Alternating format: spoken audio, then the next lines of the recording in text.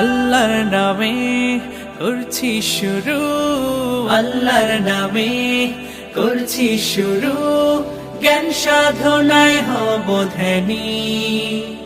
জানবো কোরআন হাদিস আমি, জানবো কোরআন হাদিস আমি, ইনশাআল্লাহ ইনশাআল্লাহ ইনশাআল্লাহ ইনশাআল্লাহ হব আমি, হব আলোকিত জ্ঞানী। আসসালামু আলাইকুম ওয়া রাহমাতুল্লাহি ওয়া বারাকাতুহু। আলহামদুলিল্লাহ ওয়াসসালাতু ওয়াসসালামু আলা রাসূলিল্লাহি আম্মা বা'দ।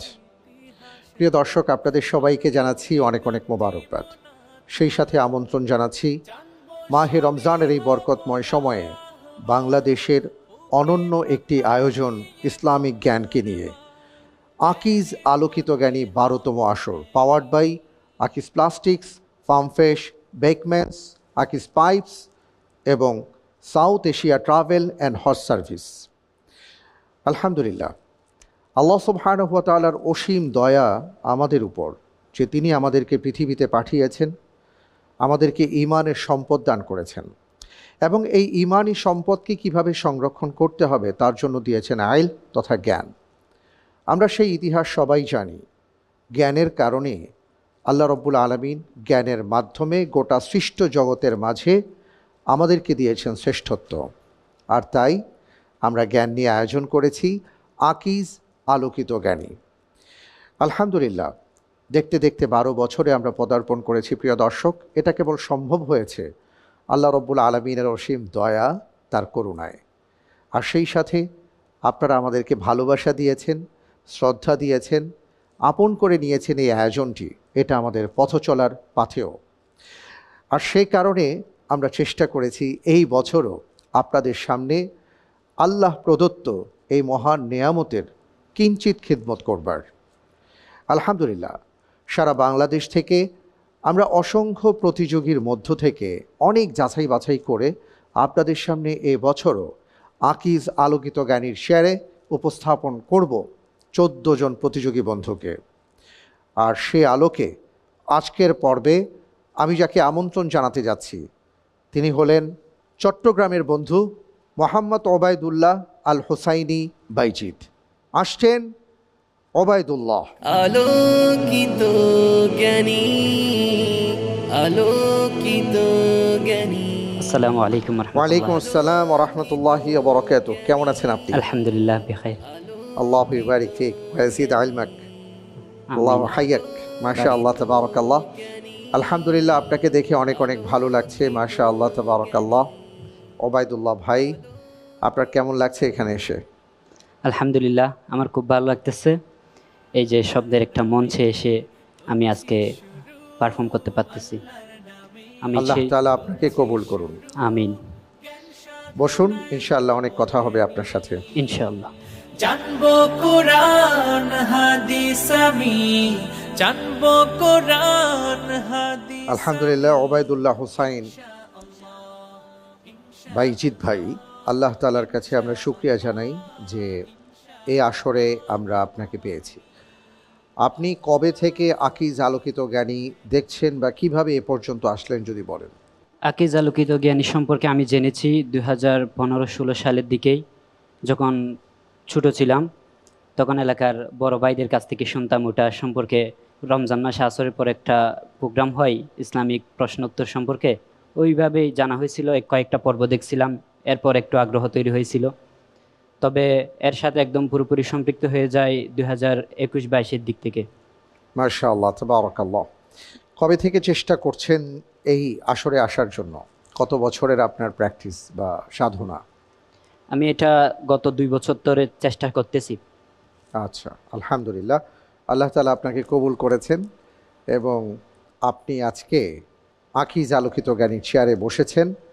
আমি দোয়া করব যে রব্বুল আলামিন আপনাকে তৌফিক দান করেন, প্রতিটি প্রশ্নের সঠিক উত্তর যেন আপনি দিতে পারেন।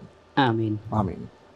আমি প্রশ্নোত্তরে যাব ইনশাল্লাহ, তবে তার আগে আজকের পর্বে যারা উপস্থিত হয়েছেন ইন্টেলিজেন্ট প্যানেল প্রিয়জন সহায়তা সহকারে সবার সাথে আপনার পরিচয় করিয়ে দিচ্ছি ইনশাআল্লাহ। ইনশাআল্লাহ। আজকের পর্বে আমাদের মাঝে আকিজ আলোকিত জ্ঞানী পরিবারের অন্যতম 2 জন সদস্য আছেন। আমাদের মাঝে উপস্থিত আছেন আমাদের প্রিয় ভাই, আমাদের পরিবারের অন্যতম ব্যক্তি মঈনুদ্দিন কাসেমি। আসসালামু আলাইকুম আরহামতুল্লাহি অবরাকাতু। ওয়ালাইকুম আসসালাম রহমতুল্লাহি বরকাত। আপনাকে অনেক অনেক মোবারকবাদ জানাচ্ছি। আপনাকে অনেক অনেক মোবারকবাদ জানাচ্ছি। জাযাকাল্লাহ খায়ের।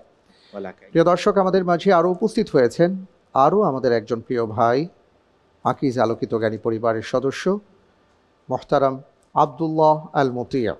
আসসালামু আলাইকুম রহমতুল্লাহি তাআলা বারাকাতু। ওয়ালাইকুম আসসালাম রহমতুল্লাহি বরকাত। অনেক অনেক মোবারকবাদ আপনাকে।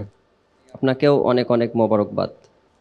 আজকের পর্বে আপনি কাকে আমন্ত্রণ জানিয়েছেন আমরা একটু জানতে চাই, প্রিয়জন সহায়তায়। আজকে আমি আমার প্রিয়জন সহায়তায় নিয়ে এসেছি আমার বন্ধু ও সহপাঠী হাফিজ মুনতাসির বিল্লাহ। আপনাকে অনেক অনেক মোবারকবাদ জানাচ্ছি আমাদের এই আয়োজনে। আসসালামু আলাইকুম রহমতুল্লাহ। ওয়ালাইকুম আসসালাম রহমতুল্লাহ বরকাত। জাযাকাল্লাহ, আপনাকেও অনেক অনেক মুবারকবাদ। বারাকাল্লাহ ফিক, আহলান ওয়া সাহলান মারহাবান বিক। আমরা দোয়া করি আপনার জন্য যে আপনি যেন আপনার বন্ধুকে সহযোগিতা করতে পারেন ইনশাআল্লাহ ইনশাআল্লাহ ইনশাআল্লাহ। আলহামদুলিল্লাহ, সবার সাথে পরিচিত হয়ে নিলাম। এবার আমি প্রশ্নোত্তরে যাব ইনশাআল্লাহ।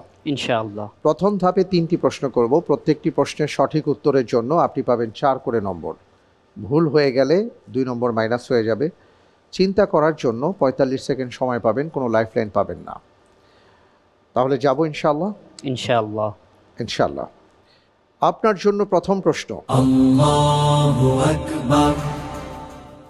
কবিরা গুনাহসমূহ পরিহার করলে কোরআন হাকিমে কোন 2টি প্রতিদানের কথা বলা হয়েছে?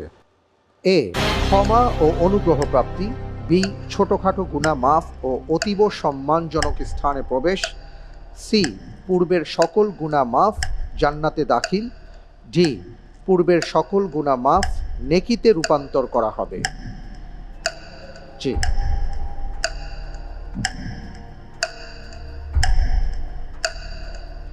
জি, আল্লাহর উপর ভরসা করে আমি উত্তর হিসেবে বেছে নিচ্ছি অপশন এ, ক্ষমা ও অনুগ্রহ প্রাপ্তি। অপশন এ ফ্রিজ করে দিব। জি, ইনশাআল্লাহ। ফ্রিজ করা হোক অপশন এ, ক্ষমা ও অনুগ্রহ প্রাপ্তি। আপনি উত্তর দিয়েছেন যে কেউ যদি কবিরা গুনাহ থেকে নিজেকে বাঁচিয়ে রাখেন, আপনি বলেছেন ক্ষমা এবং অনুগ্রহ পাবেন। কোরআনে কারিমের মধ্যে আয়াতে এসছে। আপনার উত্তরটি সঠিক হয়নি। আলহামদুলিল্লাহ আলা কুল্লি হাল। আলহামদুলিল্লাহ, সঠিক উত্তর হলো অপশন বি, ছোটখাটো গুনাহ মাফ ও অতীব সম্মানজনক স্থানে প্রবেশ। পবিত্র কোরআনুল কারীমের মধ্যে এসেছে সূরাতুন নিসা আয়াত নম্বর 31, ইন তাজতানিবু কাবাইরা মা তুনহাউনা আনহু নুকাফির আনকুম সাইয়্যাতিকুম ওয়া নুদখিলকুম মুদখালান কারীমা। অর্থাৎ ছোটোখাটো গুনাহগুলো আল্লাহ তাআলা মাফ করে দিবেন এবং সম্মানজনক স্থানে প্রবেশ করাবেন। সমস্যা নেই, আলহামদুলিল্লাহ। পরের প্রশ্নে যাব ইনশাআল্লাহ। ইনশাআল্লাহ। ইনশাআল্লাহ। আপনার জন্য দ্বিতীয় প্রশ্ন, যারা আল্লাহর কিতাব ও নবীর সুন্নাহ ছেড়ে ইলমুল কালাম চর্চা করে, কোন ইমাম তাদেরকে খেজুরের ডাল ও পাদুকা দিয়ে পিটিয়ে মহল্লায় ঘোরাতে বলেছেন? এ, ইমাম আবু হানিফা আলাইহির রাহমা। বি, ইমাম মালিক রাহিমাহুল্লাহ। সি, ইমাম শাফি রাহিমাহুল্লাহ। জি, ইমাম আহমদ ইবনে হাম্বল রাহিমাহুল্লাহ।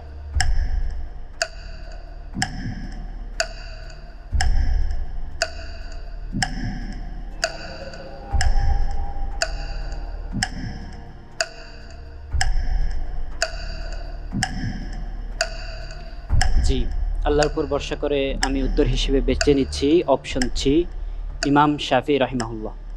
অপশন সি, ইমাম অপশন শাফি সি, ইমাম শাফি রাহিমাহুল্লাহ। ফ্রিজ করা হোক অপশন সি, ইমাম শাফি রাহিমাহুল্লাহ। আপনি যে উত্তরটি দিয়েছেন, যারা আল্লাহর কিতাব ও নবীর সুন্নাহ ছেড়ে ইলমুল কালাম চর্চা করবে, তাদেরকে খেজুরের ডাল এবং পাদুকা দিয়ে পিটিয়ে মহল্লায় ঘোরাতে বলেছেন ইমাম শাফি রাহিমাহুল্লাহ। আপনার উত্তরটি সঠিক উত্তর। আলহামদুলিল্লাহ। আলহামদুলিল্লাহ। দ্বিতীয় হিজরি শতক থেকে মুসলিম উম্মার মধ্যে গ্রিক, ভারতীয় ও পারসিক দর্শন প্রচার এবং প্রসার লাভ করে।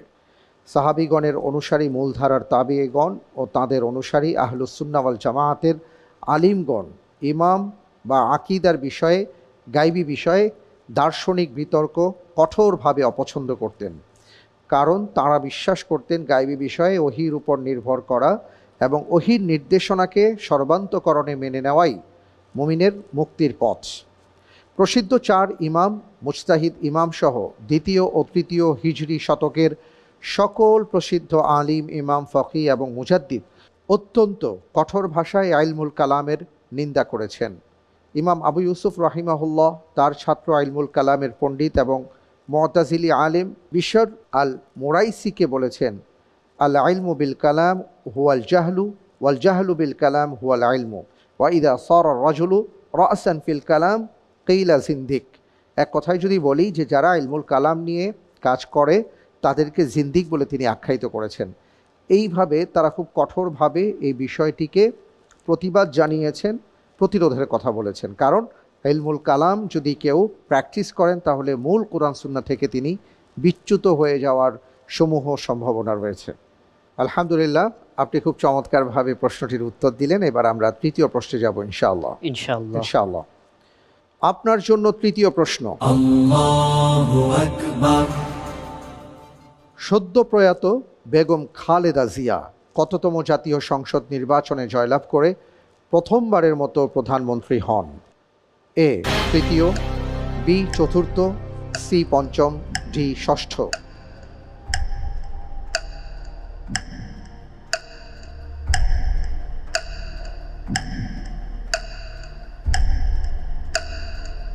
জি, আল্লাহর উপর ভরসা করে আমি উত্তর হিসেবে বেছে নিচ্ছি অপশন ডি, ষষ্ঠ।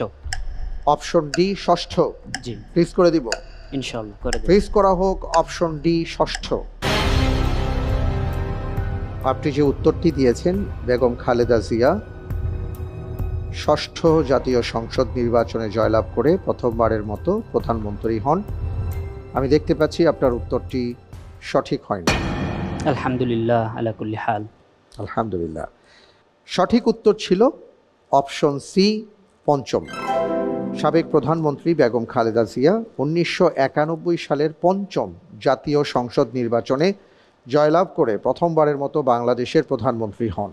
আলহামদুলিল্লাহ, আমরা এরই সাথে দেখতে পাচ্ছি প্রথম ধাপ আমরা সমাপ্ত করেছি, দ্বিতীয় ধাপে চলে এলাম। এই ধাপে আমি আপনাকে 4টি প্রশ্ন করব। প্রত্যেকটি প্রশ্নের সঠিক উত্তরের জন্য আপনি 7 করে নম্বর পাবেন। ভুল হয়ে গেলে 3.5 নম্বর মাইনাস হয়ে যাবে আপনার অর্জিত নম্বর থেকে। দুটো লাইফলাইন আপনার জন্য ওপেন করা হয়েছে, 50-50 চান্স এবং প্রিয়জন সহায়তা। লাইফলাইন নিয়ে সঠিকভাবে উত্তর দিতে পারলে আপনার জন্য থাকছে 5 করে নম্বর। আমরা যাব ইনশাআল্লাহ। ইনশাআল্লাহ। আপনি কোথায় পড়াশোনা করছেন বা বর্তমানে কি করছেন আমরা একটু জানতে চাই। আমি বর্তমানে ঢাকা ইউনিভার্সিটির ইসলামিক হিস্ট্রি অ্যান্ড কালচার ডিপার্টমেন্টের অনার্স প্রথম বর্ষে অধ্যয়নরত আছি। আচ্ছা, মাশাআল্লাহ, তাবারাকাল্লাহ। পরিবারে কে কে আছেন? পরিবারে আমরা 3 ভাই, মা বাবা, আমরা মোট 5 জন আছি। চট্টগ্রামের কোথায় আপনাদের বাড়ি? চট্টগ্রাম জেলার সাতকানিয়া উপজেলায় আমার বাড়ি। সাতকানিয়াতে? জি। আচ্ছা, আলহামদুলিল্লাহ। চট্টগ্রামবাসী দেখছেন অনেকেই আপনাকে, আমরা সবাই দেখছি, সারা বাংলাদেশের মানুষ দেখছেন। আমরা দোয়া করি আমাদের ভাই ওবায়দুল্লাহ যেন ভালো করতে পারেন। আমিন আমিন। অন্তত এই রুমের ফার্নিচারগুলো নিয়ে যা। আমরা নতুন করেই শুরু করি মা। একটু আধটু আপোষ এ যুগে লাগে।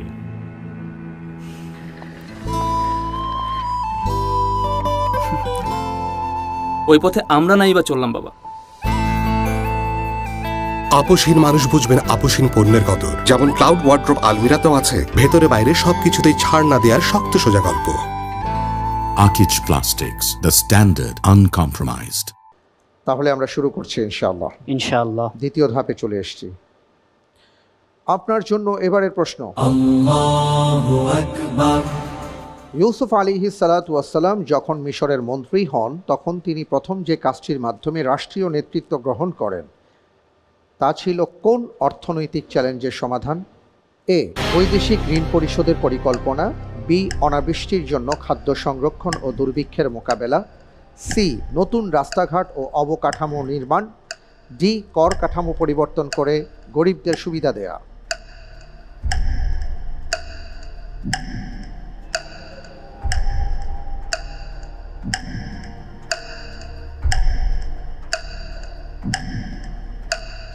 জি, আল্লাহর উপর ভরসা করে আমি উত্তর হিসেবে বেছে নিচ্ছি অপশন বি, অনাবৃষ্টির জন্য খাদ্য সংরক্ষণ ও দুর্ভিক্ষের মোকাবিলা। অপশন বি ফ্রিজ করে দিব।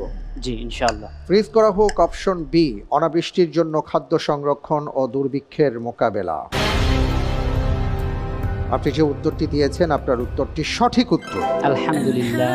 আলহামদুলিল্লাহ, মাশাআল্লাহ, তাবারাকাল্লাহ। আমরা জানি পবিত্র কোরআনুল কারীমে সূরা ইউসুফের মধ্যে এই ঘটনাটা উল্লেখ করা হয়েছে। মিশরের তৎকালীন বাদশাহ বা রাজা তিনি স্বপ্ন দেখেছিলেন। স্বপ্নের ব্যাখ্যা যখন জানতে চেয়েছেন হযরত ইউসুফ আলাইহিসসালাতু ওয়াসসালামের কাছে, তখন তিনি তার ব্যাখ্যায় বলেছেন প্রথম 7 বছর এক অবস্থা, দ্বিতীয় 7 বছর আরেক অবস্থা হবে, এবং সেই অবস্থাতে একজনই মানুষ যোগ্য যিনি এই কঠিন চ্যালেঞ্জের মোকাবেলা করতে পারবেন, তিনি ছিলেন হযরত ইউসুফ আলাইহিসসালাতু ওয়াসসালাম। এবং তাকে তখন মিশরের খাদ্য মন্ত্রণালয়ের দায়িত্বভার দেয়া হয়।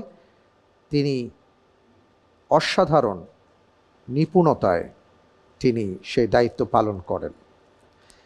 আলহামদুলিল্লাহ, চমৎকার। আমরা এবার পরের প্রশ্নে যাচ্ছি ইনশাআল্লাহ। ইনশাআল্লাহ। ইনশাআল্লাহ। আপনার জন্য পরের প্রশ্ন, আল্লাহু আকবার। কোন সাহাবী আব্দুল্লাহ ইবনে জাফর রাদিয়াল্লাহু তাআলা আনহুকে সালাম দেওয়ার সময় বলতেন আসসালামু আলাইক ইয়াবনা যিল জানাহাইন, আসসালামু আলাইকুম হে 2 ডানাওয়ালার পুত্র বলে সম্বোধন করতেন? এ আব্দুল্লাহ ইবনে জুবাইর, বি আব্দুল্লাহ ইবনে আব্বাস, সি আব্দুল্লাহ ইবনে আমর, D Abdullah ibn Omar.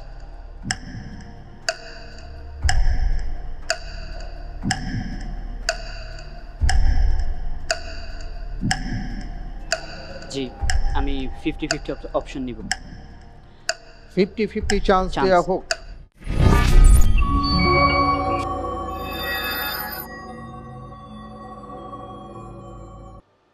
Fifty চান্সে 2টি অপশন আপনার জন্য ওপেন করা হয়েছে, option C, option D. Abdullah ibn Amr, Abdullah ibn Umar রাদিয়াল্লাহু আনহু। জি, আমি আল্লাহর উপর ভরসা করে উত্তর হিসেবে বেছে নিচ্ছি option D, Abdullah ibn Umar রাদিয়াল্লাহু তাআলা আনহু। Option D. জি, ফ্রিজ করা হোক option D, Abdullah ibn Umar রাদিয়াল্লাহু তাআলা আনহু। আপনি একটি লাইফলাইন ব্যবহার করেছেন, লাইফলাইন ব্যবহার করে তারপরে বলেছেন আব্দুল্লাহ বিন ওমর রাদিয়াল্লাহু তাআলা আনহু। আপনি যে উত্তরটি দিয়েছেন আপনার উত্তরটি সঠিক উত্তর। আলহামদুলিল্লাহ। আলহামদুলিল্লাহ। আমাদের প্রশ্নের মাঝে আরেকটি প্রশ্ন লুকিয়ে আছে, সেটি হলো কেন আব্দুল্লাহ বিন ওমর রাদিয়াল্লাহু তাআলা আনহু তিনি জাফর বিন আবি তালিব রাদিয়াল্লাহু তাআলা আনহুর সন্তানকে দেখলে 2 ডানাওয়ালার পুত্র বলে সম্বোধন করতেন? এই ব্যাপারটি আমরা একটু জানি। এ বিষয়ে আমি বিস্তারিত বলার জন্য আমাদের মাঝে উপস্থিত আছেন আব্দুল্লাহ আল মতি, আপনাকে অনুরোধ করছি। জাফর বিন আবু তালেব রাদিয়াল্লাহু তাআলা আনহু তিনি ছিলেন রাসূল সাল্লাল্লাহু আলাইহি ওয়াসাল্লামের আপন চাচাতো ভাই, অর্থাৎ আলী ইবনে আবু তালেব রাদিয়াল্লাহু তাআলা আনহুর আপন বড় ভাই। তিনি আবিসিনিয়ায় দ্বিতীয়বার হিজরত করেছিলেন এবং খয়বার যুদ্ধের পূর্বে রাসূলুল্লাহ সাল্লাল্লাহু আলাইহি ওয়াসাল্লামের সাথে খয়বারে এসে সাক্ষাৎ করেছিলেন।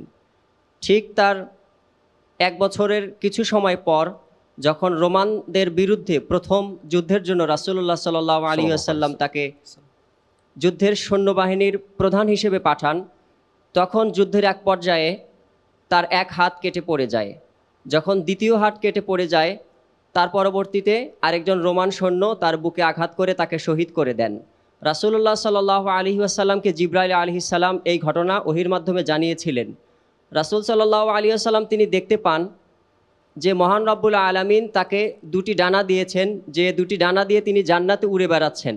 যে হাদিসটি সহিহ বুখারীর 3709 নম্বরে বর্ণিত হয়েছে, তিনি বলেন রাআইতু জাফরন ইয়াতিরু ফিল জান্নাতি মাল মালাইকা, আমি দেখলাম জাফর বিন আবু তালেব তাকে 2টি ডানা দেওয়া হয়েছে, সে ফেরেশতাদের সাথে ওই 2টি ডানা দিয়ে উড়ে বেড়াচ্ছে। এই ঘটনা রাসূলুল্লাহ সাল্লাল্লাহু আলাইহি ওয়াসাল্লাম সাহাবীদের সামনে বর্ণনা করেছিলেন। যেখানে বর্ণনা করেছিলেন সেই মজলিসে আব্দুল্লাহ ইবনে ওমর রাদিয়াল্লাহু তাআলা আনহুমা তিনি উপস্থিত ছিলেন।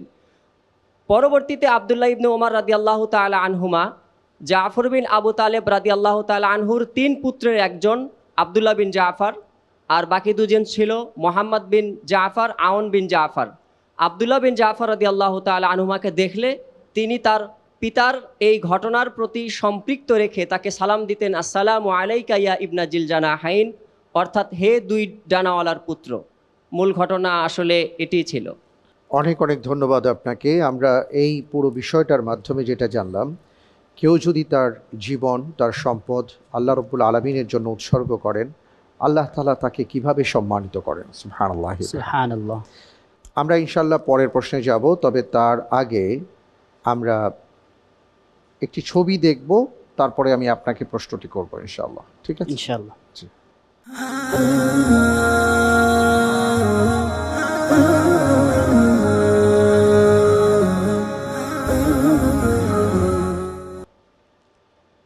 আমরা আন্তর্জাতিক অঙ্গনে অত্যন্ত স্বীকৃত একটি এনজিও, যারা কল্যাণমূলক কাজ করে থাকেন, মানবিক কল্যাণমূলক কাজ করে থাকেন, ইসলামিক রিলিফ ওয়ার্ল্ড ওয়াইড এর লোগো দেখলাম। এবার আমি প্রশ্নে যাব ইনশাআল্লাহ। ইনশাআল্লাহ। আপনার জন্য এবারের প্রশ্ন, আল্লাহু আকবার। মানব কল্যাণমূলক সংস্থা ইসলামিক রিলিফ ওয়ার্ল্ড ওয়াইড এর প্রতিষ্ঠাতা কে? এ Hani al Banna, B Khalid Yasin, C Omar Suleiman, D Yusuf ইসলাম।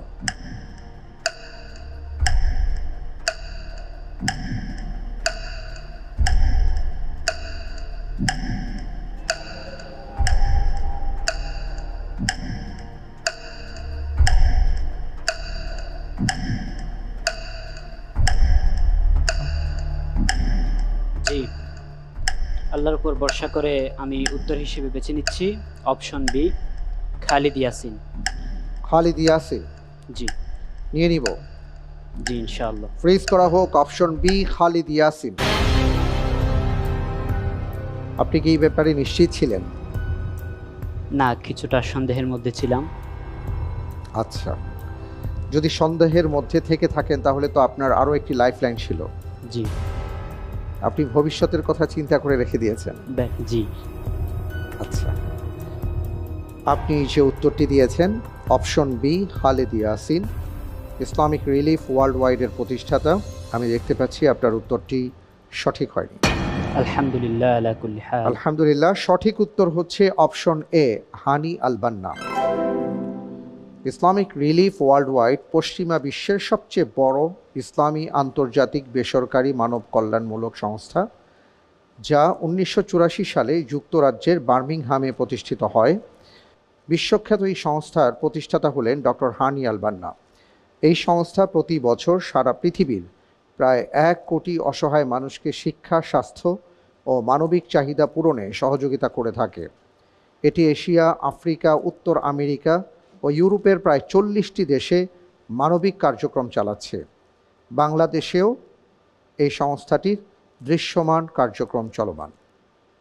আলহামদুলিল্লাহ, আমরা খুব সুন্দরভাবে দেখতে পাচ্ছি যে বিভিন্ন প্রশ্নগুলো আসছে, আমরা চেষ্টা করছি, এবং এই প্রশ্নগুলোর আলোকে আমরা যে উত্তরগুলো পাচ্ছি তার মাধ্যমে আমরা জীবনের অনেক প্রশ্নের উত্তর পাচ্ছি। কি বলেন আপনি? জি। মাশাআল্লাহ, তাবারাকাল্লাহ। আমরা পরের প্রশ্নে যাব ইনশাআল্লাহ। ইনশাআল্লাহ। জি, আপনার জন্য পরের প্রশ্ন, আল্লাহু আকবার। রাসূল সাল্লাল্লাহু আলাইহি ওয়াসাল্লামের ভাষ্য মতে কে আল্লাহর রাস্তায় মুজাহিদের মতো অথবা রাত জেগে ইবাদতকারী ও দিনভর সিয়াম পালনকারীর মতো? এ, বিধবা ও মিসকিনের জন্য সচেষ্ট ব্যক্তি, বি, ঘোড়া ও যুদ্ধাস্ত্রবিহীন পায়ে হেঁটে জিহাদকারী ব্যক্তি, সি, বৃদ্ধ বয়সে পিতামাতার সেবাকারী ব্যক্তি, ডি, যানবাহনবিহীন হজ এবং ওমরা পালনকারী ব্যক্তি।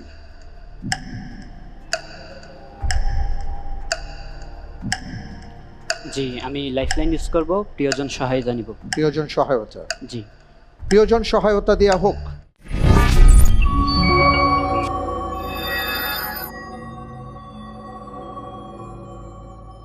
জি, আমি আল্লাহর উপর তাওয়াক্কুল করে তাকে সহায়তা করছি।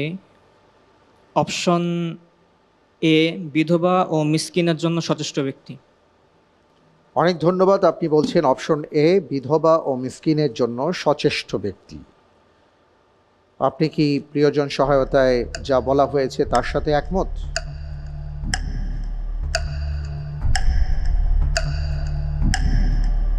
অপশন এ ও সি এর মধ্যে কিছুটা দ্বিধায় আছি।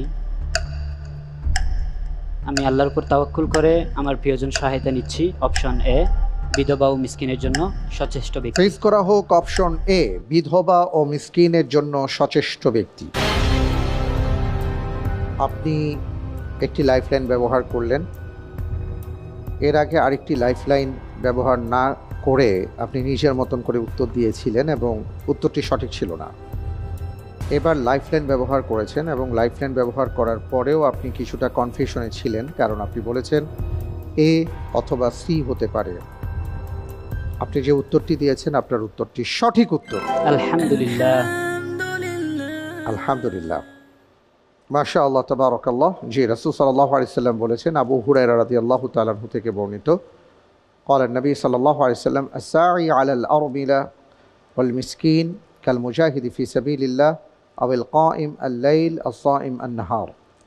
যে বিধবা এবং মিসকিনদের জন্য সচেষ্ট হয় তার অবস্থা হলো এমন, তিনি যেন আল্লাহর রাস্তায় জিহাদকারীর মতন অথবা রাত জেগে ইবাদতকারী এবং দিনভর সিয়াম পালনকারীর মতো। সুবহানাল্লাহ। সুবহানাল্লাহ।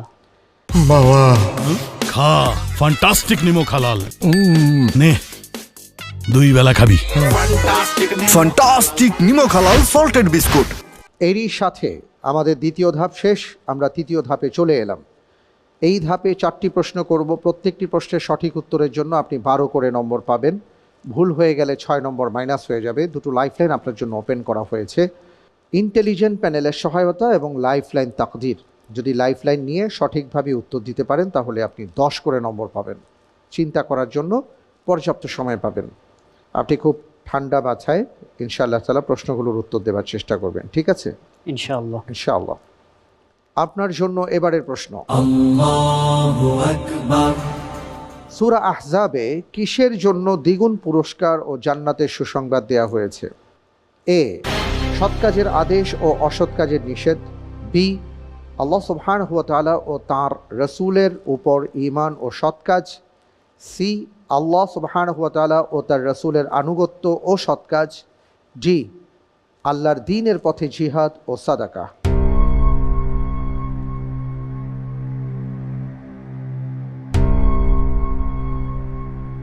সূরাতুল আহজাবে কিসের জন্য দ্বিগুণ পুরস্কার ও জান্নাতের সুসংবাদ দেওয়া হয়েছে?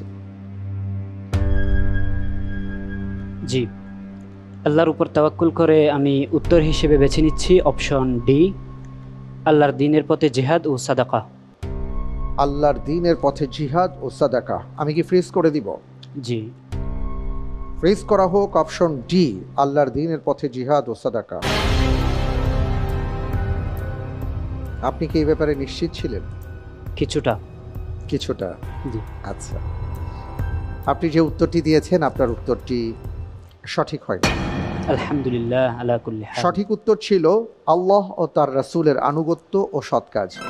ওয়ামান ইয়াকুনুত মিনকুন্না লিল্লাহি ওয়া রাসূলিহি ওয়া তা'মাল সালিহা নু'তিহা আজরাহা মাররাতাইন ওয়া আ'তাদনা লাহা রিজকান কারীমা। এখানে 3টি বিষয় হলো আল্লাহ সুবহানাহু ওয়া তাআলার আনুগত্য, রাসূলের আনুগত্য এবং সৎ কাজ। যদি কেউ করে আল্লাহ রাব্বুল আলামিন তাকে দ্বিগুণ পুরস্কার প্রদান করবেন এবং তাকে সম্মানিত রিজিক দিয়ে ধন্য করবেন, সুবহানাল্লাহ, অর্থাৎ জান্নাত প্রদান করবেন। মাশাআল্লাহ, তাবারাকাল্লাহ। আমরা এবার যাচ্ছি পরের প্রশ্নে ইনশাআল্লাহ। ইনশাআল্লাহ। আপনার জন্য পরের প্রশ্ন, আল্লাহু আকবার। ঐতিহাসিকভাবে হিন্দু ও মুসলিমদের সামাজিক ও সাংস্কৃতিক ভবিষ্যৎ ভিন্ন পথে প্রবাহিত হবে, এই ধারণাটি সর্বপ্রথম স্পষ্টভাবে কে তুলে ধরেন? এ, মোহাম্মদ আলী জিন্নাহ। বি, স্যার সৈয়দ আহমদ খান। সি, আল্লামা মোহাম্মদ ইকবাল। ডি, নবাব আব্দুল লতিফ।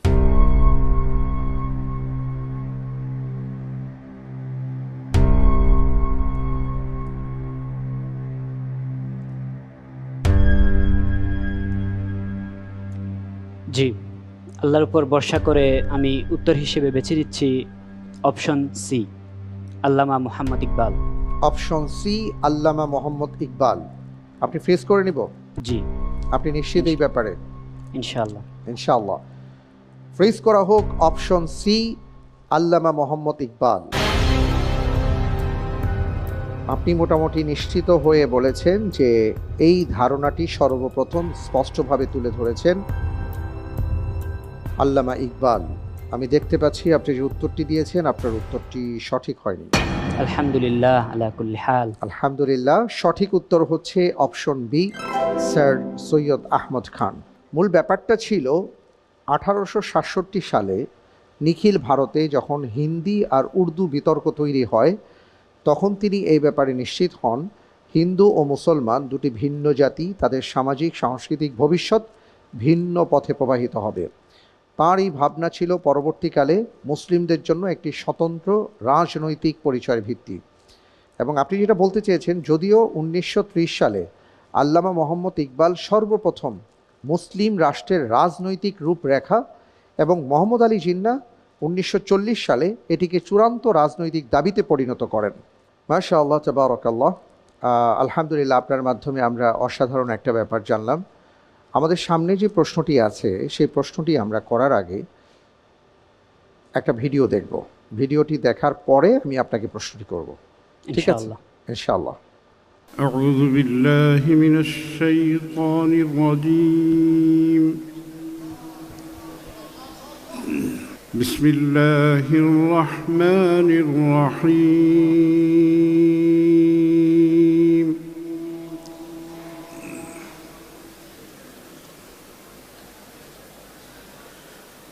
يا يحيى خذ الكتاب بقوة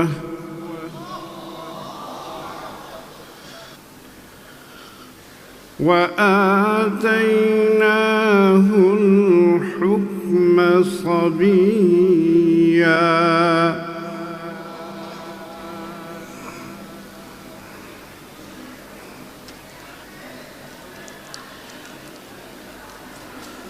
وحنانا من لدنا وزكاة وكان تقيا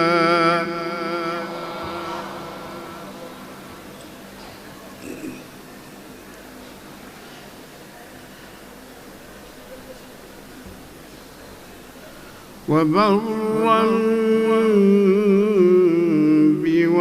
بوالديه ولم يكن جبارا عصيا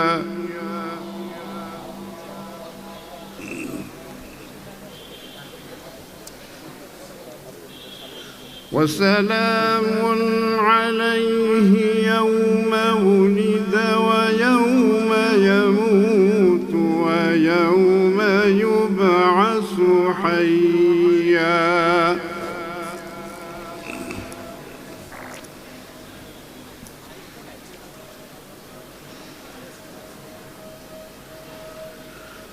واذكر في الكتاب مريم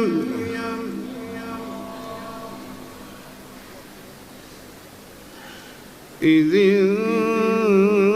انتبذت من أهلها مكانا شرقيا.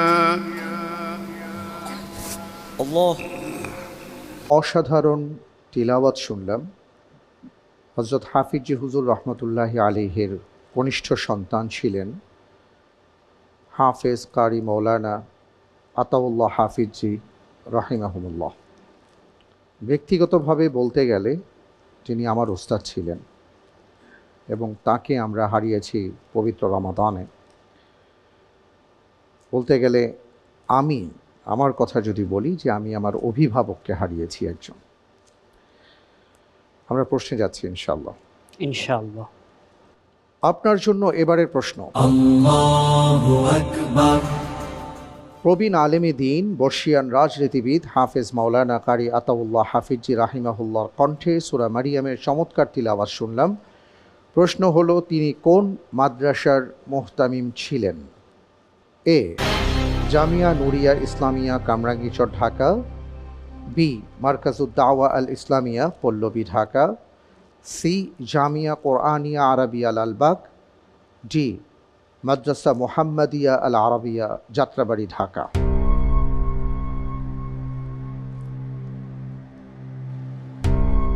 জি, আল্লাহর উপর তাওয়াক্কুল করে আমি উত্তর হিসেবে বেছে নিচ্ছি option A, Jamia Nuria Islamia Kamrangirchar Dhaka. Freeze করে দিব। জি, ফ্রিজ করা হোক অপশন এ, জামিয়া নুরিয়া ইসলামিয়া কামরাঙ্গীরচর ঢাকা। আপনি যে উত্তরটি দিয়েছেন আপনার উত্তরটি সঠিক উত্তর। আলহামদুলিল্লাহ। আলহামদুলিল্লাহ। আল্লাহ রব্বুল আলামিন আমার এই ওস্তাদের কবরকে আলোকিত করুন। আল্লাহুম্মা আমিন। নাওয়ির মারকাদা ওয়াজআলিল জান্নাতা মাসওয়া। আমরা এই প্রসঙ্গে প্রিয় দর্শক কিছু কথা শুনবো। আমাদের মাঝে মুফতি মঈনুদ্দিন কাসিমি আছেন, আপনার কাছ থেকে। হাফেজ মাওলানা কারি আতাউল্লাহ হাফিজি, তিনি ছিলেন খ্যাতিমান আলেম, আধ্যাত্মিক ও রাজনৈতিক রাহবার, উত্তম চরিত্র, বিনয়ী, সদ্ব্যবহার ও অতিথি পরায়ণ। এক কথায় বর্ণাঢ্য জীবনে বিনয়ী মানুষ ছিলেন মাওলানা আতাউল্লাহ হাফিজি। তিনি একাধারে জামিয়া নুরিয়া ইসলামিয়া কামরাঙ্গীরচর এর মহাপরিচালক ছিলেন বাংলাদেশ খেলাফত আন্দোলনের আমির, হেফাজতে ইসলামের সিনিয়র নায়েবে আমির, মজলিসে তাহাফুজে খাতমে নবুয়তের সভাপতি, পাশাপাশি বেফাকুল মাদারিসিল আরাবিয়া বাংলাদেশ এর সহসভাপতি ও হাইয়াতুল উলিয়া স্থায়ী কমিটির অন্যতম সদস্য। এছাড়াও অসংখ্য সংগঠন, সংস্থা ও শিক্ষা প্রতিষ্ঠানের উপদেষ্টা ছিলেন। এই ক্ষণজমনা মনীষী তিনি জন্মগ্রহণ করেছেন ঐতিহ্যবাহী লালবাগ কেল্লার মোড়ের এক জীর্ণ কুঠিরে 1948 সালের 10 জানুয়ারি। তার বংশ পরিচয় বাংলাদেশের প্রসিদ্ধতম যেই বংশগুলো রয়েছে তার মধ্যে হাফিজি হুজুর রাহিমাহুল্লাহর বংশ পরিচয় এরকম যার কারো কাছে অস্পষ্ট নয়। হাফিজি হুজুর রাহিমাহুল্লাহর দাদা, তিনি ঐতিহাসিক বালাকোটের ময়দানে যিনি শহীদ হয়েছিলেন সৈয়দ আহমদ বেরলভী রাহিমাহুল্লাহ এর সুযোগ্য খলিফা ছিলেন। তিনি তার মার দিক থেকে আরবি বংশোদ্ভূত ছিলেন। তার কর্মজীবন তিনি কওমি মাদ্রাসার সর্বোচ্চ বিদ্যা দাওরা হাদিস সমাপ্ত করার পর ঐতিহাসিক জামিয়া আরাবিয়া লালবাগ মাদ্রাসায় শিক্ষকতা নিয়োগ করেন। অতঃপর তিনি তার পিতার প্রতিষ্ঠিত জামিয়া নুরিয়া ইসলামিয়া কামরাঙ্গীরচর ঢাকার ইহতেমামের দায়িত্ব পালন করেন মৃত্যু পর্যন্ত। আমি যখন ছোটোবেলায় মাদ্রাসায় আসি জামিয়া নুরিয়াতে, আমার বয়স তখন খুব বেশি হলে 10 কি 11 বছর।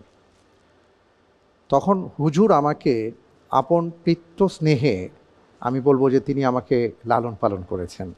আমি মাদ্রাসায় টাকা দিতাম, কিন্তু আমি খাবার খেতাম হুজুরের বাসায়। হুজুর কোনো দিন আমাকে ভাবতে দেননি যে আমি অন্য কেউ। আমি ছিলাম তার পরিবারের একজন সদস্যের মতো, এবং হুজুরের আহলিয়াও তাই। যতদিন হুজুরের সাথে আমার দেখা হয়েছে, আমার উস্তাদের সাথে, ততদিন আমি দেখেছি যে নম্রতা কাকে বলে, ভদ্রতা কাকে বলে, শিষ্টাচারের মাত্রা কত উপরে উঠতে পারে। আমরা ওনার ছাত্র ছিলাম, কিন্তু যখনই যেতাম উনি দাঁড়িয়ে আমাদেরকে আমন্ত্রণ জানাতেন। বিদায় দেবার সময় তিনি হেঁটে এসে কিছু দূর এসে আমাদেরকে বিদায় দিতেন। আহ, কি চরিত্র মাধুর্য ছিল তার। আরেকটি ঘটনা না বললেই নয়, হুজুর যখন খুব অসুস্থ তখন তিনি তার ছেলেকে ডেকে ওসিয়ত করেছিলেন, আমার অসুস্থতার জন্য যে চিকিৎসা হবে, এই চিকিৎসার অর্থ একটা পয়সাও যেন মাদ্রাসার খাত থেকে ব্যবহার করা না হয়। তিনি তার নিজস্ব অর্থ থেকে অথবা কেউ যদি ভালোবেসে তাকে কোনো হাদিয়া দিয়ে থাকেন, সেখান থেকে তিনি চিকিৎসা করেছিলেন। সুবহানাল্লাহ। আল্লাহ রাব্বুল আলামিন তাকে জান্নাতুল ফেরদাউস নসিব করুন, আমিন। ভালো কিছুর জন্য চাই সবচেয়ে ভালোটাই, ফার্ম ফ্রেশ পাস্তুরিত তরল দুধ। বেশি ভালো দুধ। আমরা পরের প্রশ্নে যাব ইনশাআল্লাহ। ইনশাআল্লাহ। আপনার জন্য এবারের প্রশ্ন। আল্লাহু আকবার। যে ব্যক্তি তার ভাইকে গোপনে উপদেশ দিল সে তাকে নসিহত করল এবং সৌন্দর্য মণ্ডিত করল, আর যে প্রকাশ্যে উপদেশ দিল সে তাকে লজ্জিত করল এবং খেয়ানত করল। এটি কোন ইমামের উক্তি? এ ইমাম আবু হানিফা, বি ইমাম মালিক, সি ইমাম শাফি, ডি ইমাম আহমদ বিন হাম্বল রাহিমাহুমুল্লাহ।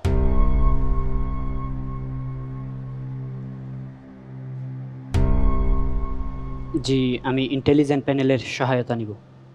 আচ্ছা, ইন্টেলিজেন্ট প্যানেলের সহায়তা দেয়া হোক।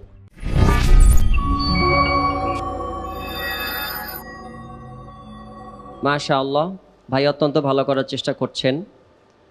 তার এই প্রশ্নে আমরা সহযোগিতা এইভাবে করতে পারি, আইম্মায়ে আরবাআর মধ্যে যে ইমাম ফিলিস্তিনের গাজায় জন্মগ্রহণ করেছেন এবং মিশরের ফুস্তাতে মৃত্যুবরণ করেছেন, আশা করছি তিনি ক্লুটি ধরতে পেরেছেন। ধন্যবাদ। অনেক ধন্যবাদ আপনাকে। জি জি, আমি উত্তর হিসেবে বেছে নিচ্ছি অপশন সি, ইমাম শাফি রাহিমাহুল্লাহ। অপশন সি, ইমাম শাফি রাহিমাহুল্লাহ। জি। আপনি নিশ্চিত এই ব্যাপারে যে তিনি ফিলিস্তিনের গাজায় জন্মগ্রহণ করেছেন? ইমাম আহমদ বিন হাম্বল আর শাফির মধ্যে আমি এখনো এটা নিশ্চিত না, মনে করতে পারতেছি না যে কোন ইমাম গাজায় জন্মগ্রহণ করেছিল। আচ্ছা, আমি সি নিয়ে নেব। জি। ফ্রিজ করা হোক অপশন সি, ইমাম শাফি রাহিমাহুল্লাহ। আপনি তো মনে করতে পারছিলেন না যে কোন ইমাম সেখানে জন্মগ্রহণ করেছেন, কিন্তু তারপরে আপনি ইমাম শাফি রাহিমাহুল্লাহকে কেন পছন্দ করলেন? মন ওইদিকে একটু বেশি যুক্ত ছিল, যে মনে হচ্ছে ইমাম শাফি হবে হয়তো। আচ্ছা, আপনি যে উত্তরটি দিয়েছেন আপনার উত্তরটি সঠিক উত্তর। আলহামদুলিল্লাহ। আলহামদুলিল্লাহ, মাশাআল্লাহ। এবং এর মাধ্যমে আমরা একটা গুরুত্বপূর্ণ বিষয় শিখলাম। আমরা অনেক সময় অনেককে দেখি যারা কোনো মানুষের সামনে সমালোচনা করেন, তাকে উপদেশ দেওয়ার চেষ্টা করেন আর বলেন আমি তোমার ভালোই চাই, তাই এই কথাগুলো বললাম। কিন্তু ইমাম শাফি রাহিমাহুল্লাহ বলছেন এটা ভালো নয়, এটা খেয়ানত। তুমি যদি সত্যি সত্যি তার কল্যাণকামী হয়ে থাকো তাহলে তাকে অগোচরে তাকে উপদেশ দাও, এটাই তোমার জন্য সৌন্দর্য। তুমি তাকে নসিহাও করলা, ব্যাপারটি সুন্দর হলো। কিন্তু তুমি যখন মানুষের সামনে তাকে বললে, তাকে তুমি লজ্জিত করলে, তুমি আসলে খেয়ানত করলে। আল্লাহ তাআলা আমাদেরকে বুঝার তৌফিক দান করুন এবং আমাদের চরিত্রকে সুন্দর করার তৌফিক দান করুন। আমিন আমিন। এরই সাথে আমি দেখলাম যে আমাদের তৃতীয় ধাপ শেষ। সামনে আমাদের 8টি প্রশ্ন রয়েছে ঝটপট রাউন্ডের। আমি এখন ইনশাআল্লাহ তাআলা আপনাকে 8টি প্রশ্ন করব। প্রত্যেকটি প্রশ্নের সঠিক উত্তরের জন্য আপনি 1.5 করে নম্বর পাবেন। ভুল হলে কোনো নম্বর কাটা যাবে না। চিন্তা করার জন্য 3 সেকেন্ড সময় পাবেন। যাব ইনশাআল্লাহ। ইনশাআল্লাহ। ইনশাআল্লাহ। আপনার জন্য ঝটপট প্রশ্ন। আল্লাহু আকবার। কোরআনুল কারীম অবতীর্ণ হওয়ার রাতকে কোন 2 নামে উল্লেখ করা হয়েছে? লাইলাতুল মুবারাকা, লাইলাতুল কদর। সঠিক উত্তর। সাখরা পাথরের উপর গম্বুজ নির্মাণ করেন কে? খলিফা আব্দুল মালিক। সঠিক উত্তর। খাবার গ্রহণের পর রাসূল সাল্লাল্লাহু আলাইহি ওয়াসাল্লাম কেন আঙ্গুল ও বাসন চেটে খেতে বলেছেন? খাবার অবশিষ্ট থাকলে শয়তান তা থেকে আহার করে, তাতে বরকত আছে। জি। মুআজ ইবনে জাবাল রাদিয়াল্লাহু তাআলা আনহু কত হিজরিতে ইন্তেকাল করেন? 18 হিজরিতে।